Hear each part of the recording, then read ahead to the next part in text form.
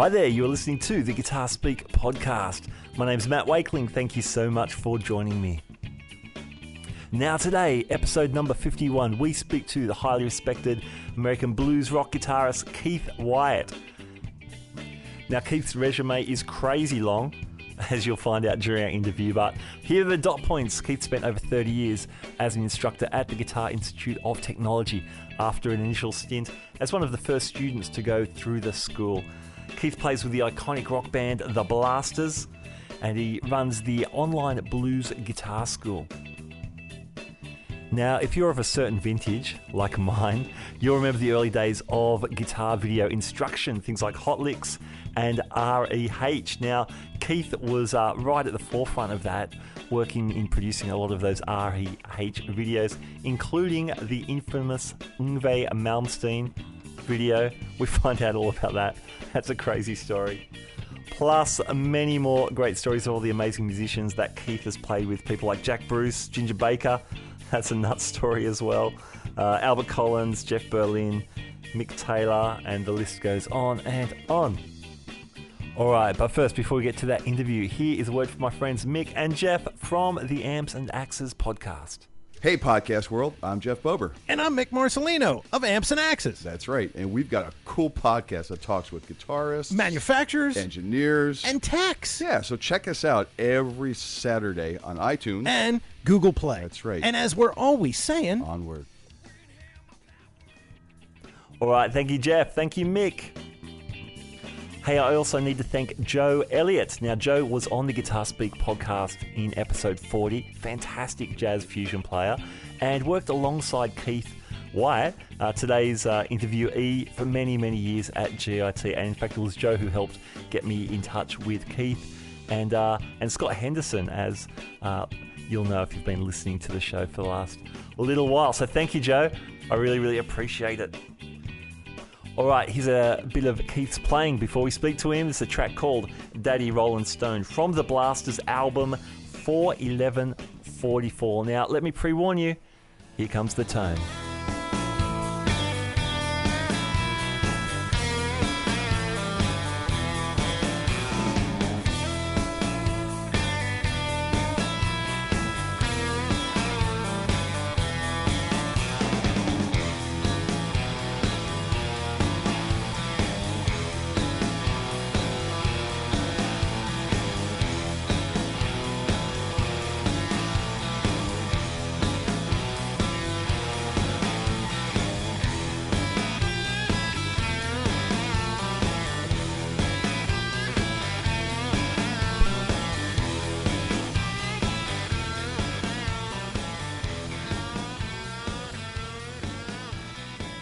Keith Wyatt, welcome to the Guitar Speak podcast.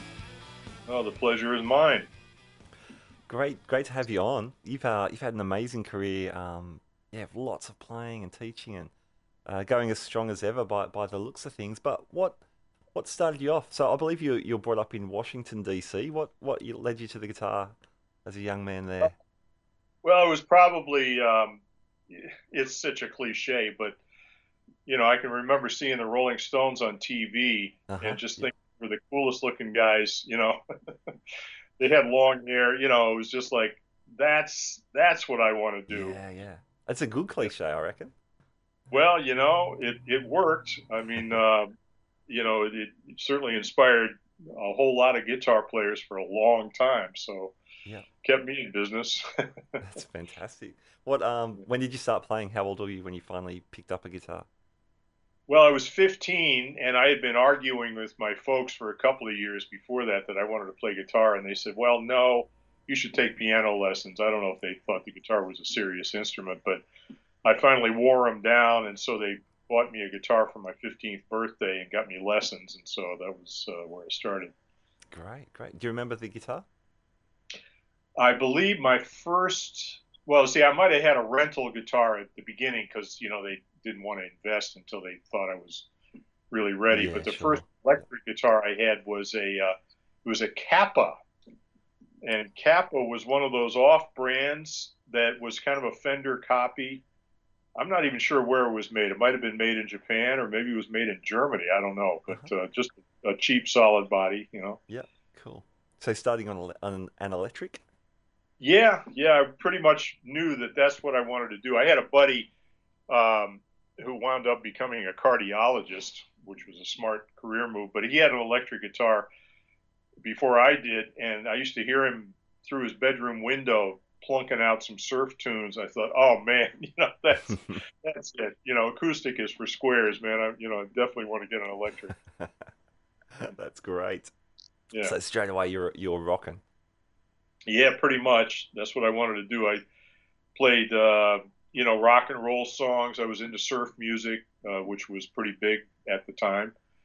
And, just kind of evolved from there. It was when I was growing up as a player, after having played a couple of years, was when guitar really came on strong in popular music, and all the British bands started to click, and you had the guitar hero emerge, so Hendrix and Clapton and Jeff Beck and Jimmy Page and all that. And it was just like, oh my God, it was a pretty wild time to be studying guitar for sure. That's awesome. And were you trying to learn some of those tunes that you were listening to? I was doing my best, it was well, let me put it this way. I empathize with all my students, because I say, look, I know exactly what you're going through. You hear it, you want to play it, and the fingers just don't cooperate, and I can remember I was in high school. I was probably about 17 or something, and my band got hired to play at a high school dance. So everybody in school was out there in the audience, and our first song was Hey Joe. And I went to play the intro to Hey Joe, and my fingers just froze. And I could barely get through. It was just horrible. And then somebody out in the audience laughed. It was like, this is the lowest moment of my life. But it also taught me that preparation is the key. Uh-huh. So, I guess, it was a life lesson. Wow. And you hung in there. You kept playing. So good for you. Yeah, through the humiliation, yeah. Was there I know in Washington there's players like Danny Gatton and Roy Buchanan were from there. Was there much of a guitar scene there that you were checking out? Well, there was at the time, though. I was a little too young, I think, and too involved in my little niche. Growing up in my high school, as music evolved in the '60s, it kind of split. And in Washington, I think it was George Clinton said it's the chocolate city with the vanilla suburbs. And I grew up in the vanilla suburbs, and you either had to choose between soul music or psychedelic, and that was a real argument. I mean, that was for real. And so I thought, well, all of my guitar heroes play in these rock bands, and they're all kind of psychedelic, so I guess I'm going to go psychedelic and play lead guitar, whereas all the soul bands, the guitar players all just played rhythm. I thought, well, that's not so cool. I found out later, much to my chagrin, that there was an inaccurate distinction. But in any case, I was playing songs by the Doors and Iron Butterfly and all that kind of stuff. And meanwhile, guys like Danny Gatton, well, he was still pretty young at that time. He was a kid. Okay. But Roy Buchanan was a known guy, and he was playing blues and country, and he was just on a different plane than I was. I didn't start to appreciate that he was sort of a neighbor until later, Sure. Yeah. So when did you make it to the West Coast and relocate to San Francisco? Yeah, well, I had friends who were going to school out in California, and I was going to college, that is, in around the East Coast. I went to the University of Maryland, and after a couple of years of that, I said, man, DC, it's a great town if you're into politics, but not for music. And California was just jumping off at the time. It was like it was heaven, or seemed to be, for musicians. So I had a buddy who was going out to school. He said, well, you want to hop in the car? We'll drive across country. So there we went. Wow. That was about 1972, I think. Okay. Yep. So, on the West Coast, and then just stayed, Cool. And what were you doing? Did you have to finish college, or did you just jump straight into playing? Well, a little of both. I wanted to finish college, and as fate would have it, I saw a little blurb in some magazine or other about this school that was being set up, a college called New College, and it was in outside of San Francisco. And they mentioned that there were some music-related people that were teaching there, and one of them was a guy named Norman Dayron. Norman had been a producer at Chess Records and was involved in the whole Chicago scene with Paul Butterfield, Mike Bloomfield, Electric Flag. And so they said, well, Mike Bloomfield is going to be doing, clinics. I said, whoa, that sounds like the school for me. Yeah, cool. So, yeah, I went up there and I met Mike a couple of times, and it wasn't really a music school at all, but I met a lot of people that were involved in music and learned a lot about music and made friends there that were involved in music. And so it kind of got me settled in terms of being in California and playing music. And then I stuck around San Francisco for a couple of years playing in top 40 bands and so forth. And San Francisco, the scene had come and gone. The psychedelic thing was long gone. And so the San Francisco music scene was actually fairly small. And I kept looking sort of down towards LA and thinking, man, that must be what's really happening, Yep. So I had a buddy who lived down in LA, and I would go and visit him, and it just seemed like, this is like, you walk down the street and there's music stores and there's studios and there's studio musicians, and this is really a professional music town. And then I saw another thing in Guitar Player magazine that said there was this new guitar school that was going to start up by a guy named Howard Roberts, who was a studio musician. Yeah, and huge jazz giant as well. Well, yeah, and funny enough, my guitar teacher back in Washington, when I at age 17 or whatever, I thought I'm beyond guitar lessons now. I don't need this anymore. He said, well, okay, good luck to you, but let me just offer you a suggestion. He said you should get some records by this guy named Howard Roberts. And I thought, Howard Roberts, yeah, that's. And he said he's a very hip musician. He plays jazz, but he plays in a style that you can kind of get to more easily than a lot of jazz guys. And so I remember the name, and frankly, I never listened to a Howard Roberts record. But when I saw Howard's name associated with this new guitar school, Guitar Institute of Technology, I thought that's what I need, because I really never studied music in a serious way. And my guitar playing had holes all over the place. And so that would be my kind of finishing school. So I moved to LA to go to GIT. That was 1977. Awesome. Now that's really early on in GIT's history. I think, is that like the second or third year?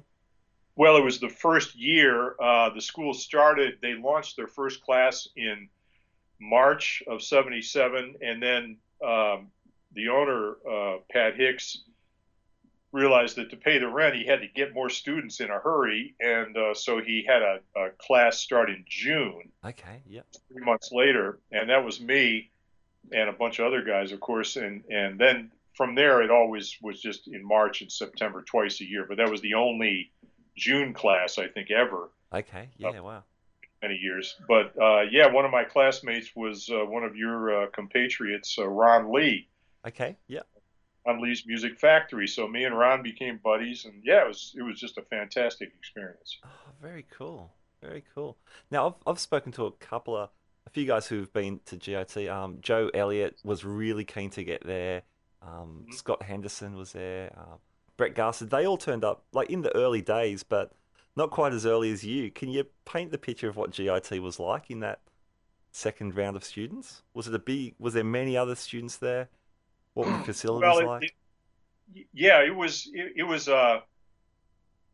in its infancy, of course, but it just hit the right note at the right time. It was, guitar had already been the dominant instrument in pop music for like 20 years, ever since the late 50s. Sure, yeah. And yet it was still treated as kind of a second-class instrument. Like, you can take lessons, but who would want to? If you're going to study guitar in college at that point, your only choice was to study classical. and you could have if you owned an electric, good for you, but don't bring it to school, Yes. And so, this was a school that for the first time on a serious level, said, let's study this instrument. And Howard's real brilliance was that he knew how to boil down very complex or seemingly complex subjects into very accessible methods and ideas. And so he said, well, in 12 months, you can learn what you need to know. I'm not going to make you into a professional in 12 months, but I'll show you everything you need to know to be a professional in 12 months and how to learn the instrument, how to organize it. And so right out of the gate, I think within, a couple of months of the first ads going out, guitar players all over the country and, starting to even spread out around the world just said, yes, that's exactly what I'm looking for. Yeah, So, wow. yeah, so maybe there were 50 students in my class, maybe 30 or 40 in the first group, and then 50. Wow. When I was there, it was about 75 students all in, and of course everybody was a guitar player, and everybody was just passionate. And there were 4 teachers. Howard was involved, but he wasn't teaching classes day by day. It was Joe DiOrio, Ron Echte, Don Mock, and they brought in a 4th guy named Jackie King. And they were all just like unbelievable, like they just had the thing wired, it's like up and down and sideways. And so you were assigned to a group. And so out of my class, I was in one of the 2 groups, and I think one of the groups wound up with, well, you sort of had your main teacher. So you got Joe, or you got Ron, or you got Don, and then they would mix up and do different classes as well. But my main teacher was Jackie, and Jackie was from Texas, kind of a Western swing / bebop guitar player, phenomenally skilled. Wound up playing with Willie Nelson for years. But you'd have a reading class with Ron, and then you'd have a technique class with Joe DiOrio, and then, just all these. I mean, it was just intensive day in and day out. And then outside of class, it was like you'd go to the lab and you'd sit down and practice. And they had these, what they call speed learning modules, which they're kind of cute by today's standards, but at the time it seemed like revolutionary. And it was a little metal, like a kind of a holder that had in it, there was a cassette tape player, there was an egg timer, there was an electronic metronome, and gosh, that was probably about it. But you would get your assignment, and it would be, Howard had broken it down like single string technique, learn to play a major scale. Okay, you're going to play major scale in the key of B flat, and pattern number so and so at metronome setting of 88 in eighth notes for 2 minutes. So you'd set your egg timer for 2 minutes, put on your headphones, and the click would be set for 88 or whatever, and you'd play that scale up and down with ultimate concentration for 2 minutes. And then he would say, okay, take a break for 30 seconds. It's like, wow, really? And now the next exercise is play the minor scale in G, in triplets or whatever. It was that kind of thing. It was broken down into these minute little parcels of information. And his concept was that if you concentrated fully on just the first note, and then how the first note connects to the next note, and then you connect the third note to the first 2, and so on, you're going to just develop as a player in geometric terms, because how can you not? You're connecting these things in such a methodical way that it can't fail. Yeah, cool. Yeah, the problem was that nobody could really hang with it, because it required such discipline and such concentration that 90% of the students after a little while just said, God, I can't do this, And they would sort of get the gist of it, but then they would lapse into their old bad habits and Okay, sit around, yeah. screw around and jam and all that. But it was just a full-on guitar environment. There was nothing else to do but play guitar. And I had a roommate who was a guitar player student, and he was great. And so I'd listen to him practicing. I better practice, And it was just like that. It was like if you didn't practice 6 hours a day, you felt like a loser. So it almost didn't matter what you were playing. It was just that environment and feeding off of each other and being surrounded by music, and then all the visiting guys that would come in and play. And you just felt like this is unbelievable. You're getting exposed to the absolute best that there is. And it was the best place to be if you were a guitar player, without doubt, at that time. Sounds amazing. And you ended up teaching there. But before I ask you about that, who were some of the guests that were popping through in that time? Howard, of course, he was on the A list of studio guitar players. So he brought in his buddy Tommy Tedesco, who cool. Tommy wound up investing in the school because he saw it and said, this is a great idea. And so he became a regular guy, clinician. And then, all the studio guys, Larry Carlton, wow. Tim May, whoever was playing guitar professionally in LA at the time would come in. Joe Pass, Larry Coryell, Pat Martino, you name it. They were coming through there because they were all buddies of Tommy or Howard. And of course, if Tommy called you, you were going to show up because you wanted to be on Tommy's good side because he might call you for a session. Yeah, right. Everybody. Pat Metheny. I remember Pat Metheny doing a seminar, and he was very young, just out of school, basically, but already had made his mark. And he didn't like to wear shoes, so he was sitting on a stool, sort of picking his toenails while talking about the guitar. It was that kind of a scene. It was just like, are you kidding me? This is insane. That's cool. So how long after your graduation was it until you became a teacher there yourself? Well, it was literally 3 months. To my advantage, the school was expanding quickly. So by the second year, when I was graduating and the new classes were coming in, they needed new teachers in a hurry. And so your entry-level position was as a lab instructor, which meant you would walk around the labs and just kind of look over the students' shoulders and answer questions or kind of point them in the right direction or, help them out. And so sort of just kind of being an assistant, if you will, classroom assistant. Yep. And then because I had been through the program and knew the material and kind of the philosophy, at the same time, Howard, I found out the curriculum was literally 2 weeks ahead of the classes. I mean, I thought he had mapped all this thing out. It was cased in stone, but he was really writing as fast as he could to stay ahead of the calendar, and he needed slave labor to help him out. So I got recruited along with Howard Alden, who is now like he's one of the greatest jazz guitar players in New York. Yeah, and Howard was he was a child prodigy on the banjo. I mean, forget it.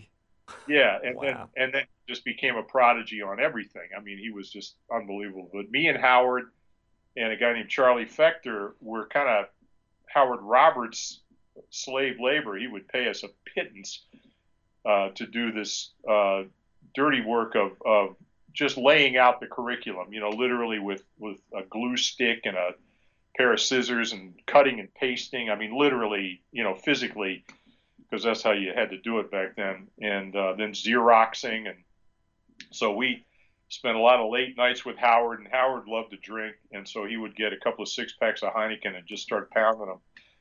Smoked a lot of pot and, just get higher and higher. And so he'd be telling stories while we're doing all this work. And it was like, yeah, this is graduate school. I had a program, and now I get to hang out with Howard. Oh, wow. Yeah. Anyway, I got hired in like September of '78 to be a lab instructor, and then started teaching classes gradually as it went along. Yeah, I think So you hung around until 2014. So if my maths is correct, that's what's that? 36 years. That's precise. Yes. Wow, 6 incredible, years. Yeah. fantastic. Like, obviously, you're doing a lot of playing at the same time. So I don't want to discount your playing career as well. So I definitely want to talk about that. But while we're talking GIT, Sure. you ended up getting very involved in putting curriculum together yourself eventually, as well. Yep. Um, Yeah. it seems like you guys kind of followed the arc of technology. So you were talking about literal cutting and pasting and the Xerox machine. But you seem to follow technological advances and incorporate that in your teaching as well. Well, yeah. I mean, it's inevitable. If you still use a typewriter, you're going to be somewhat restricted. So, yeah, as time went by, Pat Hicks saw that using video could be a great tool. And this is when VHS was still a brand new thing. They were still trying to figure out should it be VHS or Yeah, Sony or beta. Betamax. Yeah, yeah, yeah. And so that's how early it was. And the idea of video instruction was still like an untested concept.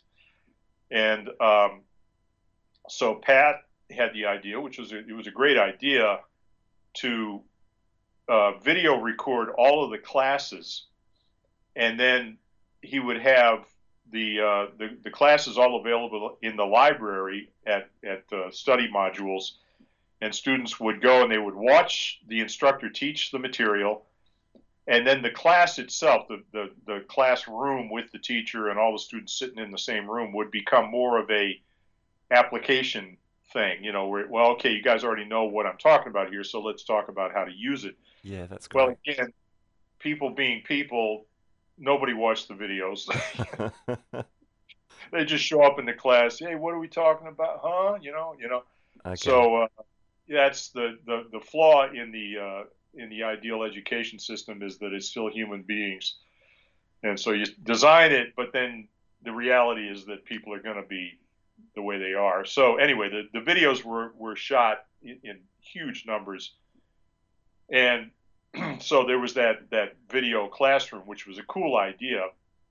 However, the curriculum kept evolving, and so then you had to keep shooting new videos, and then the as you revise it, you had to keep this flow of videos going constantly, and it was incredibly expensive and labor intensive. So it was just too hard to maintain it. Unlike today where you could shoot it on your iPhone.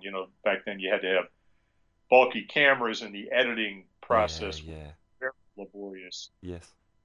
Yeah, just the cost of the tapes. I mean, everything was it was really fighting against that concept.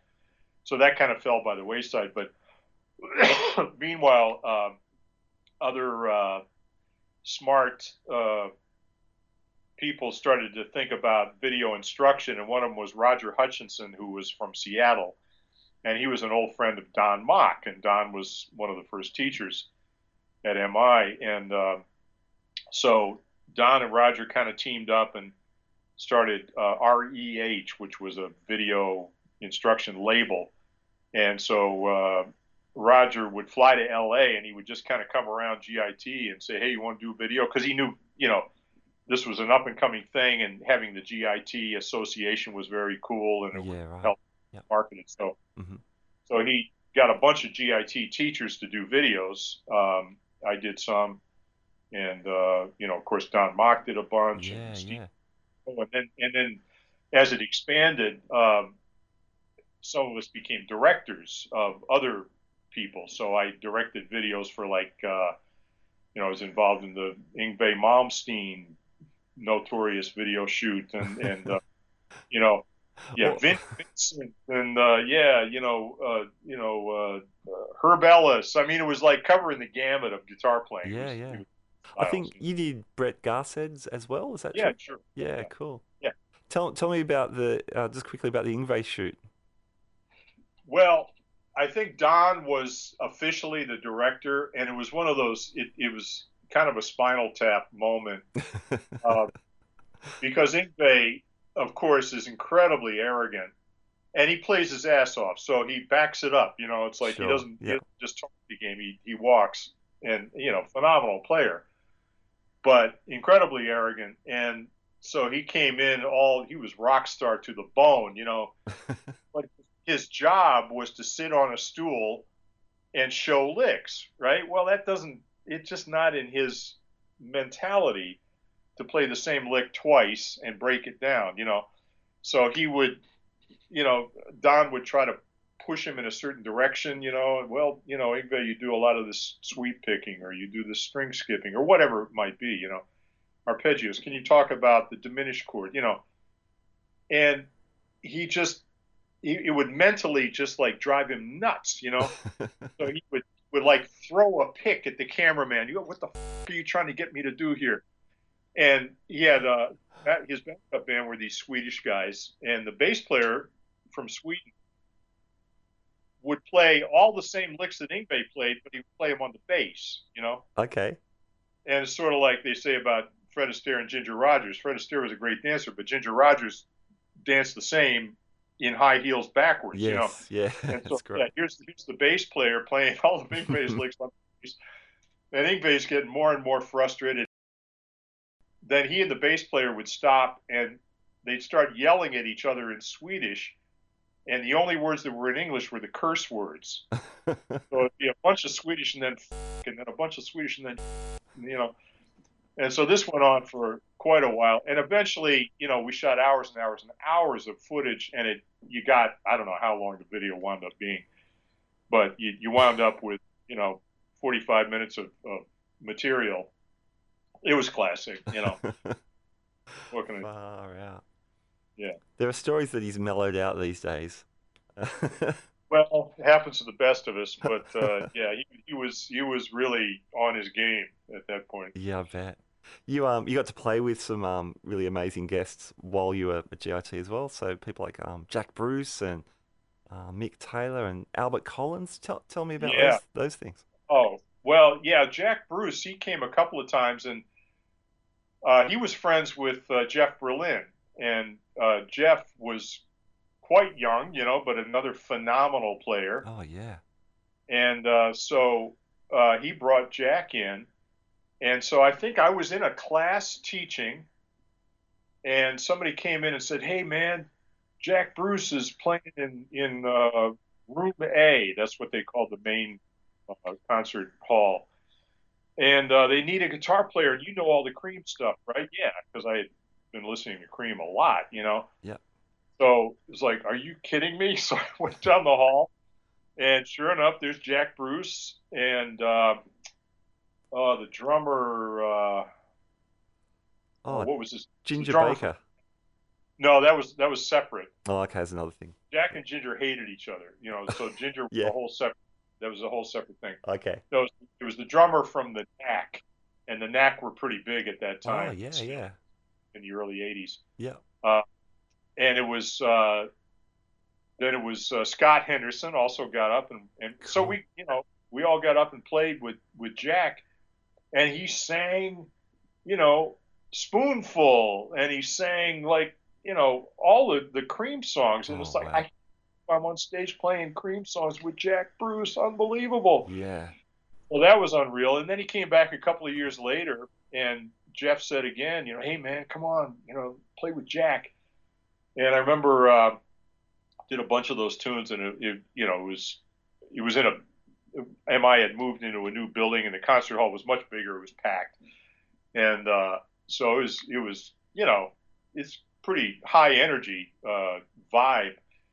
And one of the tunes that Jack wanted to do was Theme for an Imaginary Western, it's a rock ballad that has a lot of chords in it. And I knew the song kinda, but not really. Uh-huh. And Jeff Berlin said, "Oh yeah, okay, well I'll chart it out for you." So he quickly took a piece of paper and a pencil, and he wrote out the changes.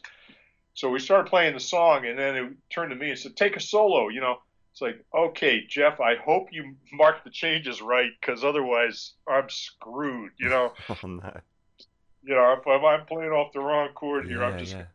like a total idiot. But Fortunately, Jeff was accurate, and so we got through it, and it worked out okay. But he had memorized Clapton's solo on Crossroads note for note on the bass. Oh, wow.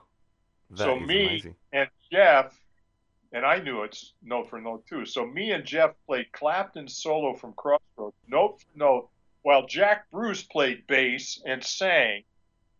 And it was just like, you're kidding. This is nuts. That's the best. That's so cool. Yeah. But yeah, Ginger was. It was a few years later. Okay. Tim Bogert was teaching at the school, and he had been contacted by a guy. There's a movie about Ginger. It's called Beware of Mr. Baker. Oh, It's a yeah. documentary. Yeah. You definitely want to watch it. And they reference this period. He had been bouncing around. Cream was long gone, and all of his other bands had collapsed. And he was basically living in Italy and stone broke. And so a sports promoter who was a big fan flew him to L.A. And Ginger had taken up polo, which is a rather expensive hobby. Yes. So the guy had to fly Ginger and all of his polo ponies to L.A. from Italy, and he put Ginger up at this place up north of L.A. And he said, while you're here, we'll put a band together. We'll just play some shows around town and make a little money, just to get some cash going. So he contacted Tim Bogert, and Tim asked me, because he knew I knew the Cream songs again, So me and Tim got together with Ginger, and there were a couple of other players involved too, another guitar player and a singer. It was a motley collection, believe me. But we rehearsed, and just it was like the easiest thing we can do is just play Cream songs, because everybody knows them, and you don't have to get too inventive. So we did White Room, and we did all that stuff, Wow. Sunshine of Love, and all that. Awesome. And so we would rehearse with Ginger until Ginger, he smoked pot and drank like constantly until he got too high to play, and then the rehearsal was over. So we did a couple of rehearsals like that, and then the first show was at this club south of LA called, it's near San Diego, it's called the Belly Up Tavern. And the promoter had rented a limousine, and so we all met in West LA and piled into the limousine, stretch, like white limousine. And so it's the whole band, and we're all driving down the 405 freeway. And if you know LA, the 405 is a parking lot most of the time. And the club was quite a distance away, but yeah, we got plenty of time, Well, anyway, we're crawling through traffic, and Ginger's smoking pot, getting higher and higher. And then the limousine breaks down. And so the driver pulls to the side of the road and says, I can't go any further. Something wrong with the cooling. So they had to call a tow truck. So they towed the limousine to a gas station with all of us in it, and so we're sitting at the gas station. The promoter gets another limousine. So that limousine shows up. We all pile in that one. Now it's getting kind of late. And so we're going down the 405. Still got a long way to go. Ginger's still drinking, still smoking. And we get to the club finally. It's the opening band has already finished their set. We pull up, and they got all of Ginger's drums set up on stage. And Ginger says, take those. He didn't want anybody touching his drums. Take all the microphones down. He had to set up his drums in front of the crowd, tweak them, which he took 45 minutes. Oh, wow. Yeah, and eventually we get up on stage, and of course the first song is White Room, and I was elected to sing it. So we start White Room, and we get to the bridge, and suddenly Ginger stops. I turn around and look at him, and he gives me this cold stare. And the way that he counted White Room off, if you're into music, it's in 5/4, right? So yeah, it's got an odd time signature with that tom-tom kind of figure. And yeah, and he didn't count it off like 1, 2, 3, 4. He just went 5, boom. Dun, dun, dun, dun. So he stopped. I turn around and look at him like, what the hell is going on? He just starts. He says 5, boom, dun, dun, dun, dun. And I don't know to this day what happened. But anyway, that was how we got started, and it kind of went downhill from there. Oh, wow.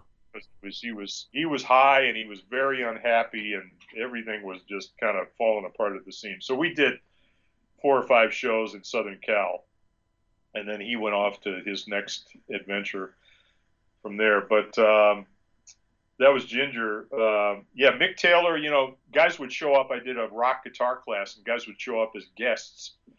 So Mick Taylor was there as a guest. You know, it was like incredible.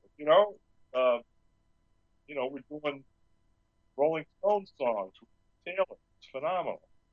And then Joe Walsh showed up, and there were loads of like metal guys. You know, in L.A., metal was huge, of course, and so the metal guys showed up as guests. And so that was all going on. And then Albert Collins, he had been hired by Roger Hutchinson to do an instructional video. And so Don Mock asked me to help with that, sort of play with Albert and sort of translate Albert's language, because he was not a schooled player, translated into sort of normal musician guitar player language. Okay, yeah. Was fantastic. I mean, what an opportunity. So I played a couple of shows with Albert, and then we did the video, and so I sat across from him and asked him questions, and then later on went back and said, well, he's in open tuning and using a capo. Here's how you can play that same phrase in standard tuning, that kind of. Awesome. Because he had that kind of C minor tuning, I think, from memory. Yeah, it was actually F minor. Oh, okay. But yeah, he would capo at, if he was in C, he would capo at whatever, the 9th fret or something. Yeah, it was his own thing. But yeah, when you listen to him and then you understand the tuning, it's like, oh, I get it. Yeah. But it's really hard to get that sound any other way. That's cool, because he was a hero of yours, wasn't he? Absolutely. A sweetheart. He was just a professional in every sense of the word. He would drive the bus when they were on the road. They had to get the bus fixed. He would be under the bus with a wrench. I mean, he just lived the life, and he developed cancer and died very quickly, but he was playing right up until the end and played with more and more energy with the passing years. That's why he's such an inspiration to me, because as I get older, I look at him and say, look, there's no reason to cop the excuse that, oh, I'm getting old. It's like Luther Allison, who also died very suddenly of cancer, were just killing it the older they got. Albert Collins later stuff through videos. I'm not sure if he ever got to Australia, but oh yeah, absolutely just laying into it. There's a band I do, and we do a couple of Albert Collins tunes, and it's man, so much fun trying to even get close to the essence of those songs. It's awesome. Yeah. Hey, so during this time, you're doing heaps of teaching at GIT. Are you finding time to play your own sort of gigs? Yeah, I played in a ton of bands, and like most bands, they come and they go, and God, if I had back all those hours and hours, hundreds of hours that I spent in rehearsals for bands that eventually fell apart because of arguments, or, the bass player moved out of town or whatever, Yeah, yes. You roll the dice, when you're playing in bands. You got to do it, but it's a pretty low return on investment, Yeah. However, you learn a lot about music, about playing together, et cetera, et cetera. And I was playing, they were all different styles. There was new wave, which was quite popular at the time, and sort of soul, funk, stuff that you wouldn't think I would have done, because now, I teach blues and whatnot, but it was all in the mix. And also, as the rockabilly thing became pretty big in LA, there were the Stray Cats, of course, but there were a lot of bands that were doing music that was influenced by the same kind of stuff. It was sort of a hip thing. And so I was involved in that scene. And there was a student at the school, a bass player named Patrick Woodward, and he told me one time, he said, I'm playing with this kid these two kids, these James Invelt and Ricky Invelt. He said, they're like 18 years old. They wear white sport coats. We play at the Whiskey, and they get, they pay me $80 a night to be a sideman, and they play for 45 minutes, and the girls go crazy. And he said at that time it was like 80. You get paid $80 to do a show. Are you kidding? It's only 45. Wow, that's fantastic. So he introduced me to James. So I played with James and Ricky, and played the sort of. I was like the Scotty Moore, to cool. Elvis, yeah. And so I played with James for years. We used to play every Monday night at this club. It became kind of a scene, and people like Brian Setzer would come and sit in, and so I was doing that while playing in other bands, and so then playing in a blues band with a guy named Juke Logan, a harmonica player, and played for years with Juke, and just there's always been ironically, for all of the kind of the glossy aspects of LA, there's always been a kind of a roots scene, and there's, especially by the beach, which is the last place you'd expect it, there's a heavy roots blues community, West Coast blues, and a lot of it was centered around a guitar player named Hollywood Fats, right?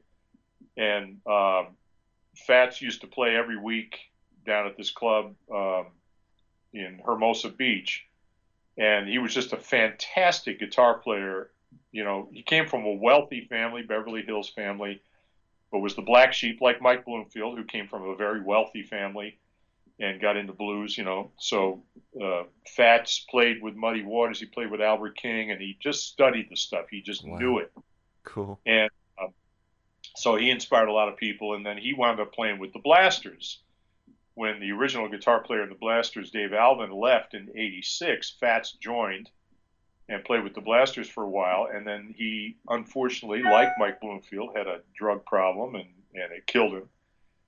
And then after Fats died, then it was Smokey Hormel was the next guitar player, Greg Hormel, who comes from the Hormel family of Hormel sausages, Vienna sausages. Okay. Over here, they're very well known. I don't know about. I think we know the name, and it's probably through television or movies. Yeah, it rings a bell. But Smokey Hormel was another rich kid who played great guitar. And then he wound up going off and being a sideman for playing on sessions for what's his name? He's a really famous producer, Rick. I can't think of his name. Anyway, he developed a whole other career. But then James Invelt joined the Blasters after Smokey left, and then James left, and he recommended me, right? So cool. It's like all these people that I had known and sort of played with and hung out with, and it winds up being a very small community. So I joined in 1996, and so I've been with the band for 21 years now. Yeah, fantastic. You guys are busy too. Like you're playing all the time, it looks like, looking at your dates. Well, yeah, it actually ironically is more as time goes by. And I'm leaving on Monday to do a 3-week tour with the band all through the Midwest and Southeast. And we just did a West Coast tour, and then we'll be doing an East Coast tour later in the year. And so yeah, there's a bunch of stuff going on there still, Yeah, excellent. Man, I love that stuff. I was checking out the 4/11/44 album, which you played on. That's great, man. It's I'm interested to see how you would describe it. I'm hearing like surf and spy guitars and rockabilly and rock and roll and all the great tones you associate with that stuff. Well, people ask us, as they do you get asked the same thing. What kind of music you guys play? Yeah. And so the only answer that makes any sense is we play American music, and that always gets kind of a blank look, and then you say, well, American music it's blues, it's country, it's rhythm and blues, it's Latin, it's gospel, it's surf, it's rock, you name it, it's all part of American music, and we play that stuff. And so, yeah, sure, there's surf in there. I love surf when I was growing up, and so I hear that twang, and it still kind of gets to me, and love playing blues, and then there's country as I think of it is more what they now call alt country or traditional country. Okay, yeah. Nashville now is a whole different animal. It's pop music, with cowboy hats. But Yeah. you know, so we keep it on sort of the down home side, I suppose I would say. Yeah. But with Cool. all, yeah. Yeah, I love it, man. There's some great tracks. I love that Boneyard, the Dick Tracy theme you guys do. Oh yeah. That's great. That's such a nasty twang on that track.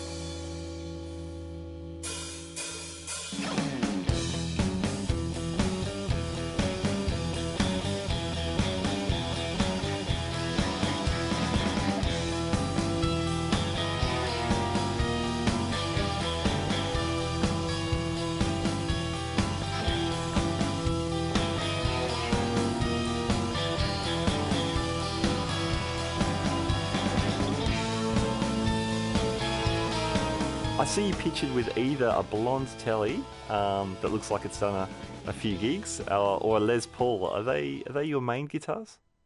Yes, yeah. These days touring, it's always the Les Paul, and I only bring one guitar. A lot Okay. of guitar players bring. I got 7 guitars. It's like it don't bother me. I bring one guitar. I change strings before every show so I don't break a string. Yeah. But guitar, and it's fine. And the fact is, I used to go see Freddie King. Did he have 3 guitars? No, he had one guitar, and he Exactly. would Yeah. put it in baggage, and it would in his gig bag, it would come down the baggage carousel at the airport. That's just what you did. It was like not a big deal. So anyway, yeah, that's that. And then I used the telly for a whole lot of other stuff. But I've got other stuff. I've got a 335 and a Strat and all that. I just don't take them out because for the blasters being the main guitar player, I got to fill the room. Yeah. Okay. And the Les Paul is a room filler, but it has the P90 pickups, which are a little bit brighter and twangier than the humbuckers. Yeah. So Cool. it kind of splits the difference. Yeah. Yeah. Oh, it's a great compromise. I love P90s in a Les Paul. What year is that? Is there any particular special model or? Oh gosh, I probably got it 20 years ago and Uh-huh. bought it brand new from Guitar Center, Yeah. but it's a reissue from 1954.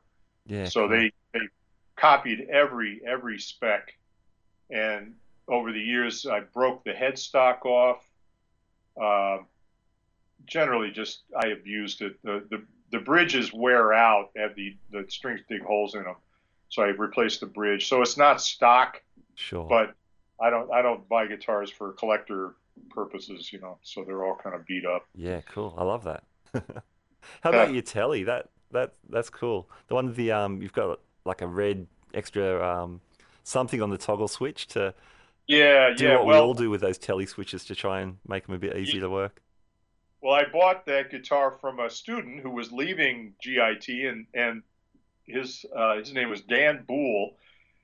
And Dan, when he graduated from GIT in 1983, I think, and went back to his home at the time in Georgia to join a band that was called the Black Crowes.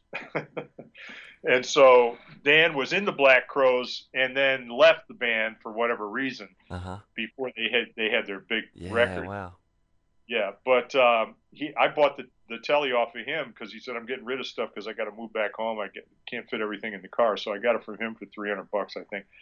And then, like a lot of people do, and I was just as dumb. I said, "Well, it's a telly. I like it, but I wish it was more like a Strat. So maybe I can make it kind of like a Strat."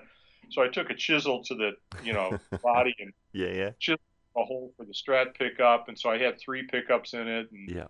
anyway, I wound up going back to the original thing. But when I was playing in Pasadena with James Invelt every Monday night, a guy came down to the club one time and he said, "Hey, I got something for you." And he gave me this little red knob, and it was painted like a 4-speed shift lever. Oh, cool. Yeah, and so now all the paint is worn off, and it's just the plastic, but I Okay. still have it on there. It's been on there for 30-some years. Nice. And what about amps? So when you're touring, are you using backline or do you take something out? We use backline when necessary, but these days and for the last couple of years, I've been touring with the Quilter, Oh, and yeah. I don't know if Quilter's made it to Australia yet, but Yeah, they it's have. Yeah. yeah. And the guy Pat Quilter, who invented it, made amps back in the 70s and then turned his attention to Pro Audio. QSC is his company. Yeah, yeah. And, No, the power amps well. yeah, their stuff is everywhere. But he came back to amps, and he's designed this solid state amp. It's very powerful, but very clean, and you can turn it down, and it cleans up very nicely, but doesn't lose its character. The tone knobs all actually work. They make a difference when you turn them one way or the other. That's good. Yeah, it's kind of a no frills. He makes amps with frills on them, but this one's a no frills amp, and it's just, you can make it loud and clean, and it has definition. You hit a low note, and it pops like a piano string, and then you hit a high note, and it doesn't get screechy. And a lot of the Fender amps, they either sound flabby or screechy, and it's hard to find that middle ground. And when you do, then when you take it out on the road, after a while the tubes go, and amps just, they keep going. They're solid state. You can't really screw them up. And so I've got a 210 version that I use, and then I bring along the version that has one 8-inch speaker, and that's what our singer uses. Oh, cool. And you can lift it up with 2 fingers, and so when we fly, I've got another version they make, which is a head that is the same power. It's the same amp, but it's just the head, and then we can rent cabinets, That's cool. That's great. Wow. And are you running any pedals? Yeah, I run through I made the pedal board out of a piece of plywood and glued some carpet on it and put Velcro on the bottom of the pedals. And I've got a tuner that runs into, what's the first? It's a King of Tone. Oh, yeah, yep, like the overdrive. Yeah. Yeah, cool. And They're awesome. Yeah, that runs into it's a Boss tremolo pedal, TU2, which runs into an MXR carbon copy, which I set only for slapback delay. Oh, yeah, nice. And then that runs into a Boss Fender reverb pedal, which emulates the sound of the reverb tank. Yeah. I have a tank at home, but you can't take those on the road, really. Yeah, sure. Well, this comes pretty close. So that's it, and run that straight into the input of the amp. Yeah, so cool. I can tear it down in 5 minutes and, walk in and out in one shot. It's like that becomes more of a priority as you get older, the weight and the size. Oh, for sure. But if you're still pulling your tone, that's great. I mean, that's one of the great things about those Class D amps. They're getting smaller and lighter, and they're starting to sound really, really great. Yeah, and our bass player has the Quilter bass head, which is 300 watts and weighs like 1.5 pounds. And you put it through any cabinet you want, and it's killing. It's crazy. Yeah, so cool. Nice. That sounds awesome. That sounds really cool. So the Blaster's coming to a town near you soon. Hey, yep. Keith, it's been awesome hearing about your career. Before we go, we should talk about the online blues guitar school, which you've been running for a few years. That looks awesome. Can you talk us through that? Yeah, well, by coincidence, I left MI in 2014, and right around the same time, I got in touch with Artist Works, and I think they called me, and what had happened was, Artist Works, for those who aren't familiar with it, it's an online music instruction school, or series of schools, I should say, that like each teacher kind of creates their own curriculum, and it's very diverse. They have a strong bluegrass department, which encompasses, there's banjo, there's mandolin, there's vocals, it's like a lot of different stuff in that area, guitar flat picking. Yeah, cool. And then they have, jazz guitar. Martin Taylor does like, jazz guitar, and Matthias Oberg, or Andreas Oberg does jazz guitar. And then Paul Gilbert, who is another old GIT alumnus, does the rock guitar thing. And so I've been in touch with Paul for years, and so he started his school at Artist Works, and he called me up one time and said, "Hey man, you want to come over to my studio and we'll sit down and just play and talk?" and I'll put it up on my ArtistWorks site, so students can, it's just fun for them to, we'll talk about GIT and about blues and whatnot. So we did that, and then I got a call from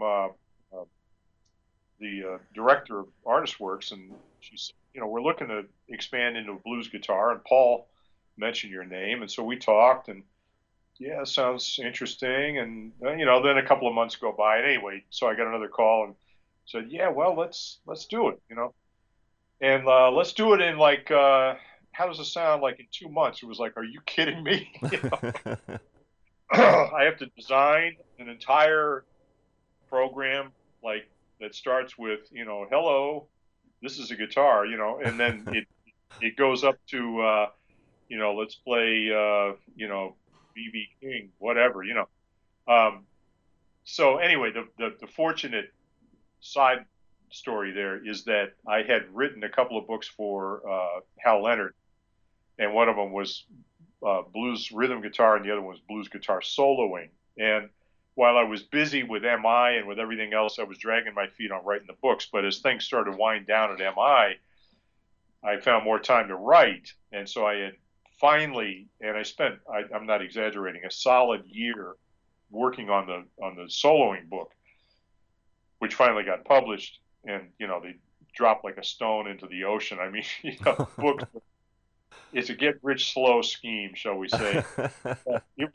The benefit was that by organizing all that stuff that I had taught for 30 years to create the books, I kind of had the plan, So I took the table of contents for each book and I just laid them out in a computer file and then started filling in what I would do on a video and adapting it, Yeah, cool. So I managed to come up with it. So in October of 2014, I went up to the studio in Napa and spent 6 solid days. I mean, it was exhausting recording videos, and there are dozens and dozens, over 100 videos that comprise the program. So when a student enrolls, you subscribe, and you can have subscribe for 3 months, 6 months, a year. And it's, I must say, I think it's very economical, especially when you compare it to private lessons. But you gain access to the entire curriculum from beginning to end.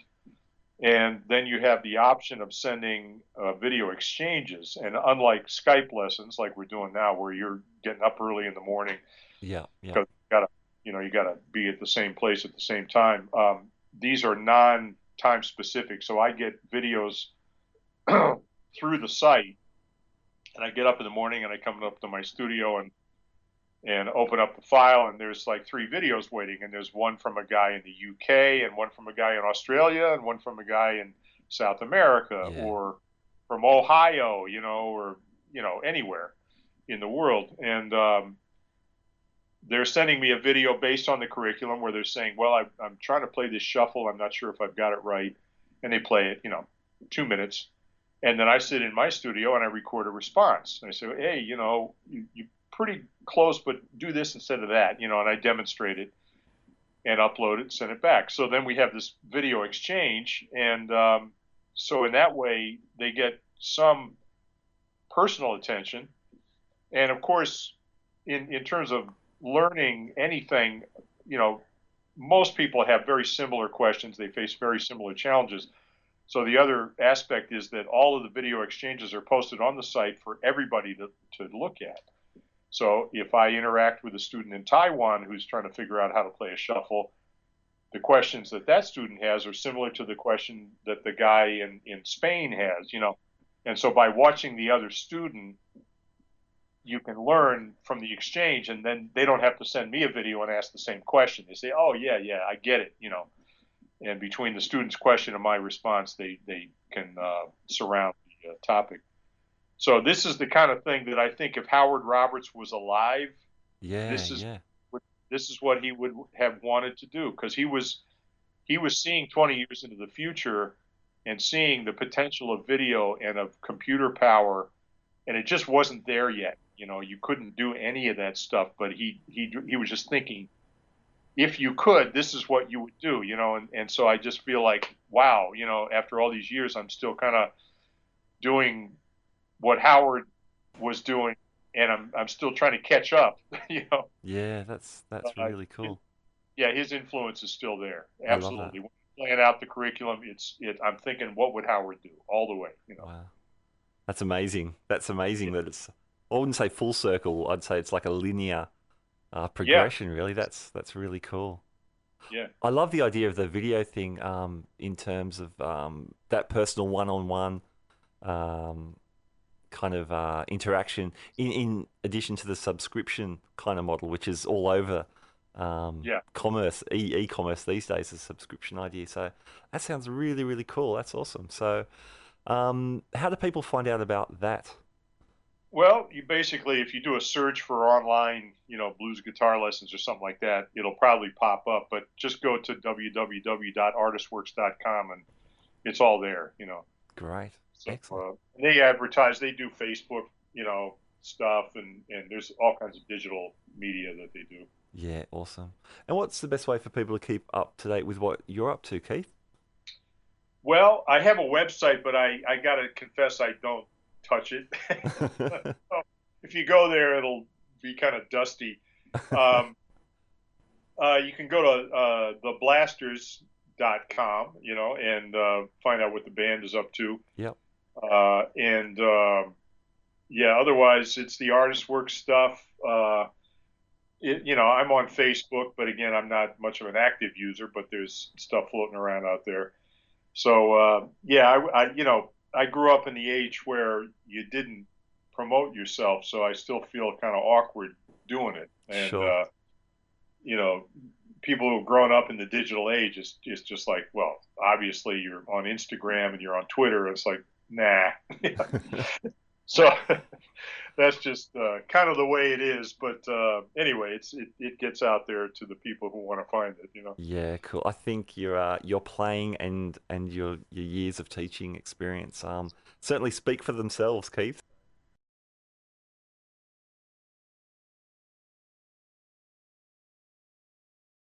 Keith will find a wealth of great stuff. There's so many videos of you too.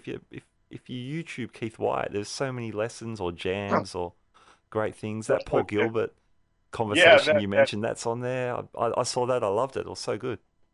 That's evidence of the digital age, is that, that used to be on VHS tapes, Yeah. We'd go down and buy them for $24.95, and that's done. So, but it's all out there. Yeah, cool.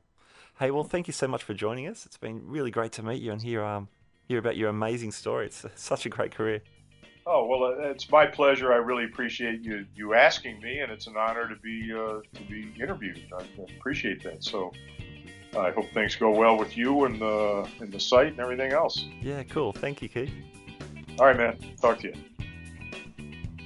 All right, there you go. Keith Wyatt. What a great player and what an amazing career in both playing and education. Still lots more to come from Keith and the Blasters and the online School of Blues Guitar. So check all that stuff out for sure. All right, thank you for joining me on the Guitar Speak podcast. Remember, you can subscribe to us on Apple Podcasts or Stitcher, or head over to guitarspeakpodcast.libsyn.com to check out all of our previous shows. They're free to download and listen to at your leisure. All right, thanks for tuning in. I'll catch you next time. I think we should go out with a bit more of Keith's playing. This is a track called Rebound from the Blasters album 41144. We'll catch you next time. Bye now.